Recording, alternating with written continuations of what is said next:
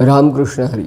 गुरुर्ब्रह्मा गुरुर्विष्णू गुरुर्देव महेश्वरा, गुरु साक्षात परब्रह्म तस्मै श्री गुरुवे नमः. वसुदेव वसुदं देवं कंसचानूरमर्दनं देवकी परमानंदं कृष्णं वंदे जगद्गुरुं. गोपालकृष्ण भगवान की जय. राधे राधे. 61 श्लोक झाले होते मागच्या व्हिडिओमध्ये दुसऱ्या अध्यायातले. आता 62वा श्लोक. आता बघू पुढे कृष्ण काय सांगतात. ध्यायतो विषयान् पुंसः संगस्ते शुपजायते संगस्त्यात् जायते कामात् कामात् क्रोधाभिजायते. आता हा जो 62वा श्लोक आहे याच्यामध्ये एक लिंक दिलेली आहे की विषयाचं चिंतन केल्यामुळे कसा परिणाम होतो आणि आसक्ती का वाढते. तर त्याचा आता जो श्लोक वाचला त्याचा अर्थ असा आहे, विषयाचे चिंतन करणाऱ्या पुरुषांची ज्या विषयात कामासक्ती उत्पन्न होते, आसक्तीमुळे त्या विषयाची कामना उत्पन्न होते, कामना पूर्ण झाल्या नाही तर राग येतो. आता आपण एक एक बघू. ध्यायतो विषयान् पुंसः. तर विषयाचं चिंतन सुरुवात कशी होती, माणूस मातीत जाण्यासाठी. माणसाचा सर्वनाश होण्याची सुरुवात कशी होते, तर पहिल्यांदा मनुष्य विषयाचं चिंतन करतो. मनामध्ये तो विषय घोळवत ठेवतो. मग तो विषयाचं चिंतन केल्यामुळे त्या विषयाच्या संदर्भामध्ये इच्छा उत्पन्न होते. संगस्ते शुपजायते. मग आसक्ती तयार होऊन त्या विषय भोगण्याची इच्छा निर्माण होते. संगस्त्यात् जायते कामः. इच्छा जर जास्त स्ट्रॉंग झाली की त्यालाच कामना म्हणलं जातं. मग ती कामनेचं स्वरूप धारण करते. पहिल्यांदा चिंतन झालं की संग निर्माण झाला, म्हणजे आसक्ती निर्माण झाली. संगस्त्यात् जायते कामः, मग कामना निर्माण झाली तो विषय भोगण्याची. त्यानंतर कामात क्रोधाभिजायते. मग आता चिंतन झालं त्याच्यामुळं कामना निर्माण झाली. मग कामना निर्माण झाली की त्याचे दोन परिणाम होऊ शकतात. एक तर कामनेची तृप्ती होईल, प्रत्यक्षामध्ये तो विषय भोगायला मिळेल, किंवा दुसरं काय घडू शकतो, तो विषय भोगायला मिळणार नाही. कारण आपल्याला ज्याची कामना होते ती मिळतंच असं नाही. मग जर कामनेमध्ये जर तो विषय भोगायला मिळाला तर कामना अजून प्रबल होत होत वासनेचं स्वरूप धारण करते. कामना शांत होत नाही. असं नाही आहे की तो विषय भोगला झाली, तृप्ती झाली, कामना शांत झाली, असं होत नाही. या बाबतीत काय होतं, जी कामना निर्माण झाली आहे तो जर विषय भोगला तर त्याच्यामध्ये ती कामना अजून वाढते. म्हणजे अग्नीमध्ये इंधन टाकल्यासारखं होतं, अग्नी भडकतच जातो, ते शांत होत नाही. पण उलट जर झालं, समजा कामना निर्माण झाली आणि जो विषय इच्छित होता तो विषय नाही मिळाला, तर जी मनाची स्थिती होते त्याला क्रोध म्हणतात. कामना पूर्ती न झाल्यानंतर जी मनाची स्थिती होते त्याला क्रोध म्हणतात. म्हणून इथं काय लिहिलं आहे, कामात क्रोधाभिजायते. मग आता ही लिंक कशी आली. ध्यायतो विषयान् पुंसः संगस्ते शुपजायते संगस्ते शुपजायते संगस्त्यात् जायते कामात क्रोधाभिजायते. म्हणजे कशातनं काय जन्मलं हे सांगायला लागले. मग कामना पूर्ण नाही झाली की क्रोध निर्माण झाला. मग आता 63वा श्लोक. क्रोधात् भवति सम्मोहा स्मृतिविभ्रमः स्मृतिविभ्रंशात् बुद्धिनाशो बुद्धिनाशात् प्रणश्यति. आता ह्याचा काय शब्दशः अर्थ. रागामुळे अत्यंत मूढता अर्थात अविचार उत्पन्न होतो. मूढतेमुळे स्मरणशक्ती भ्रष्ट होते. स्मरणशक्ती भ्रष्ट झाली की बुद्धीचा म्हणजे ज्ञानशक्तीचा नाश होतो, आणि त्या बुद्धीचा नाश झाल्यामुळे माणसाचा अधःपात होतो. आता ही जी मगाच्या श्लोकाच्या पुढंच लिंक आहे. मग आपण क्रोधाभिजायतेपर्यंत आलतो मागच्या श्लोकामध्ये, म्हणजे क्रोध निर्माण होतं.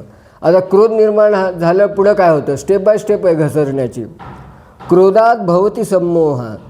माणसाला एकदा क्रोध निर्माण झाला की त्याचं भवति सम्मोह निर्माण होतो बुद्धीमध्ये. सम्मोह म्हणजे कन्फ्युजन निर्माण होतं, मोह निर्माण होतो. क्रोधात भवती सम्मोहा, सम्मोहा स्मृतिविभ्रमा. मग सम्मोह झाला, कन्फ्युजन झालं, बुद्धी काम करणं गेली की स्मृतिविभ्रम होतो.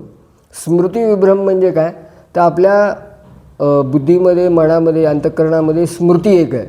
तर स्मृती काय असते, तर आजपर्यंत आपण जे चांगले विचार शिकलेले आहेत आणि जे चांगले संस्कार आहेत आपल्यावर, तर ते आपल्या माइंडमध्ये कुठेतरी आपण संचित करून ठेवलेले असतात की वेळेवर ते विचार आठवावेत आणि त्याप्रमाणे आपण निर्णय योग्य घ्यावा आणि आचरण करावं म्हणून. पण क्रोधात भवती सम्मोहा, कन्फ्युजन निर्माण झालं, आणि सम्मोहा स्मृतिविभ्रमा, ते जे स्मृतीचा जो साठा ठेवला होता आपण तत्त्वज्ञानाचा, तोच विभ्रमित होऊन जातो, म्हणजे तो नष्ट झाल्यासारखाच होतो त्या क्षणी. स्मृतिविभ्रमा म्हणून कोणी काही चांगलं शिकवलेलं किंवा मागं काही चांगलं वाचलेलं किंवा काय जे काही हे केलं, तत्त्वज्ञान शिकलं होतं, ते सगळं विसरतं तिथं. सम्मोहा स्मृतिविभ्रमा.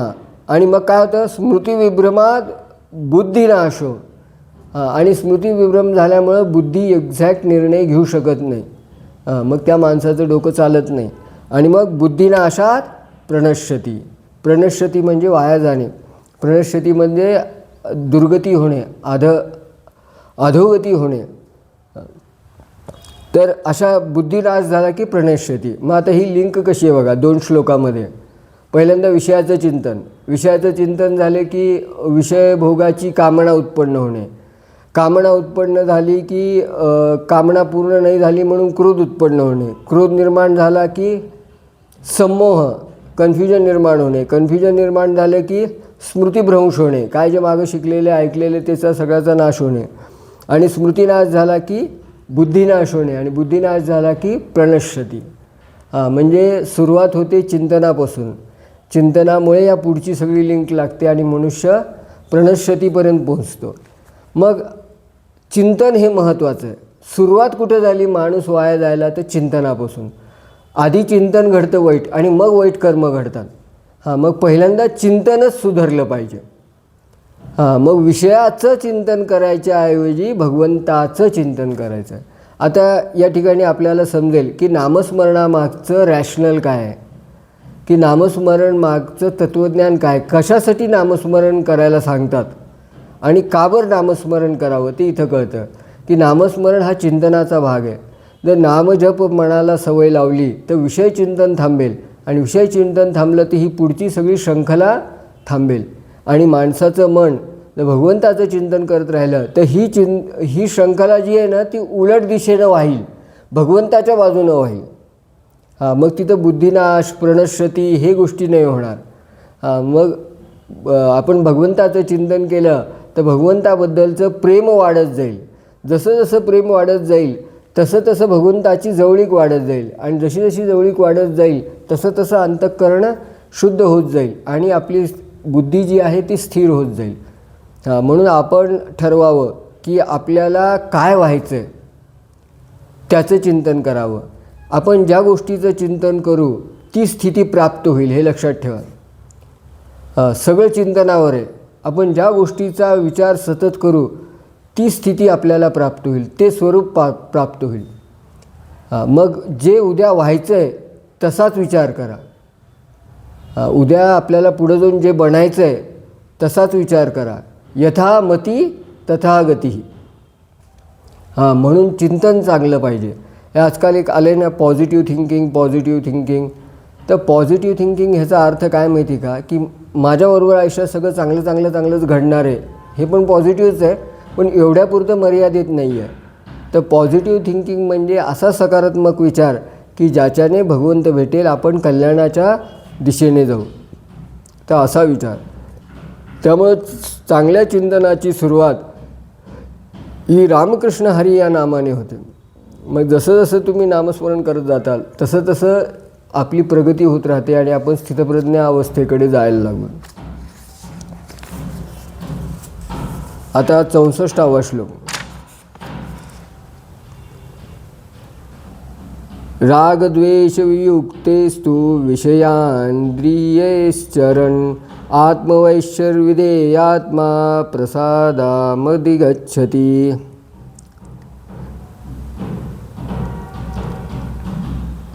परंतु अंतःकरण ताब्यात ठेवलेला साधक आपल्या ताब्यात ठेवलेल्या प्रीतिद्वेष रहित इंद्रियांनी विषयाचा उपभोग घेत असूनही अंतःकरणाची प्रसन्नता प्राप्त करून घेतो. तर रागद्वेष वियुक्तेस्तु म्हणजे असा जो साधक आहे की ज्याच्या मनामध्ये रागद्वेष नाही आहेत. आता ह्या रागद्वेष शब्दाचा अर्थ नीट समजून घेण्यासारखा आहे. राग म्हणजे आपण मराठीतनं ज्याला राग म्हणतो तो राग नाही आहे. हे संस्कृत शब्द आहे. हा राग जो शब्द आहे ना, अनुराग जो असतो ना त्यातनं आलेला आहे. तर राग म्हणजे आसक्ती. आणि दुसरं काय, द्वेष. द्वेष म्हणजे तिरस्कार. मग मनुष्य जगात जेवढ्या वस्तू आहेत त्या बाबतीत त्याच्या मनामध्ये ह्या दोन गोष्टी तरी असतातच, राग आणि द्वेष. अमुक अमुक वस्तू व्यक्ती मला आवडत नाहीत त्यांच्याविषयी द्वेष, आणि अमुक अमुक वस्तू व्यक्ती मला आवडतात त्यांच्याविषयी राग. राग म्हणजे आसक्ती. तर ह्या दोन भावना आहेत, ॲट्रॅक्शन आणि रिपल्शन. तर ह्या दोन भावनांपासून जो मुक्त आहे, राग द्वेष वियुक्तेस्तु, तर अशा दोन्ही भावनांपासून, दोन्ही ह्याच्यापासून जो मुक्त आहे रागद्वेषापासून, त्याचे इंद्रिय विषयानिंद्रियेश्चरण म्हणजे विषयानी इंद्रियेश्चरण म्हणजे त्याचे इंद्रिय जरी विषयभोग घेत असतील तरीही वरपांगी. म्हणजे आता मनुष्य म्हटल्यानंतर जगणारच ना. तो डोळ्याने रूप बघणार, कानाने शब्द ऐकणार, रसनेंद्रियाचा जेवताना वेगवेगळ्या चवीचे पदार्थ खाणार. हे सगळं तर त्याच्या आयुष्यात असंही चालत राहणार. म्हणजे तो विषयाच्याच सुखातून किंवा दुःखातून सुखातूनच जात असतो.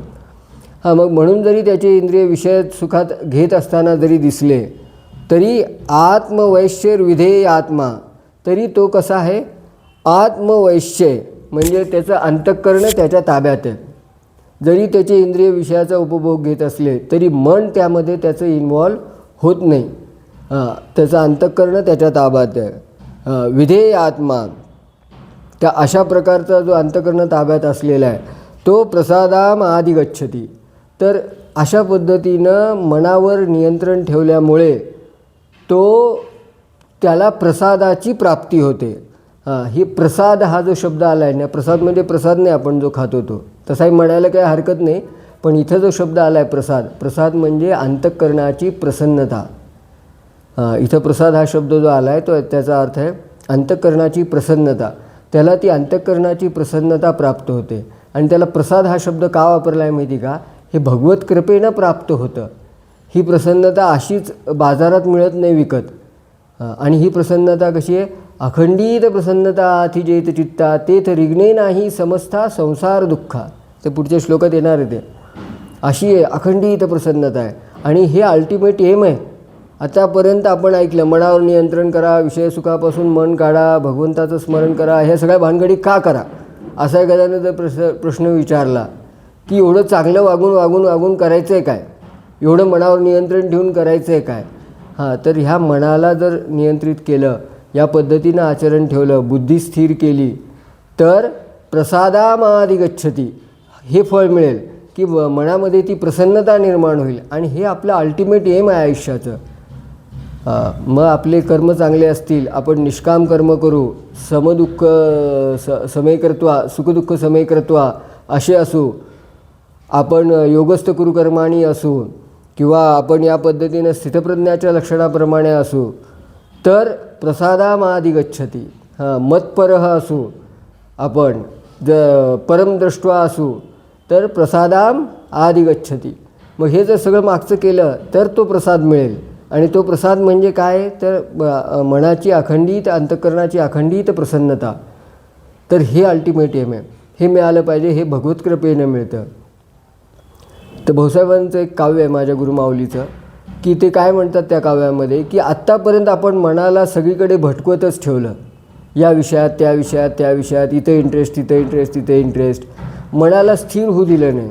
मग एकदा आपण आपल्या मनाला स्थिर करून बघावं, त्यावेळेस खऱ्या आनंदाची ओळख होईल आपली. आपण आनंदासाठी मनाला भटकवलं. तर एकदा मनाला स्थिर होऊ द्यावं. मग मन स्थिर झाल्यानंतर त्या मनाला दिसेल की मनमे हरी मिलेगा, होते ही स्थिर मन के मनमे हरी मिलेगा. मग मनामध्येच त्याला कृष्ण भेटेल.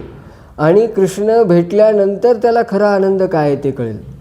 पण आपली गैरसमजूत अशी आहे की आपल्याला वाटतं मन पळवल्यामुळं आपल्याला आनंद मिळेल. पण मनाला पळवू नका, मनाला शांत चित्त एका ठिकाणी येऊ द्या. मग अंतःकरण ज्यावेळेस आत्मवैश्य हृदय आत्मा असा आपण ज्यावेळेस होऊ, अंतःकरणाला ओढून आपल्या ठिकाणी आणू, म्हणजे ध्यानाच्या साह्याने, नामस्मरणाच्या साह्याने, चिंतनाच्या साह्याने, आणि मग भगवंत ज्यावेळेस हृदयामध्ये भेटेल त्यावेळेस मग मनाला प्रसादाम आदिगच्छती होईल. कारण आपल्या मनाच्या मुळापाशी आनंद आहे आणि मन सगळं जगभर हिंडतं. हे रहस्य बऱ्याच लोकांना माहीत नाही. म्हणून म्हणतात ना, ध्यानामध्ये सुख आहे.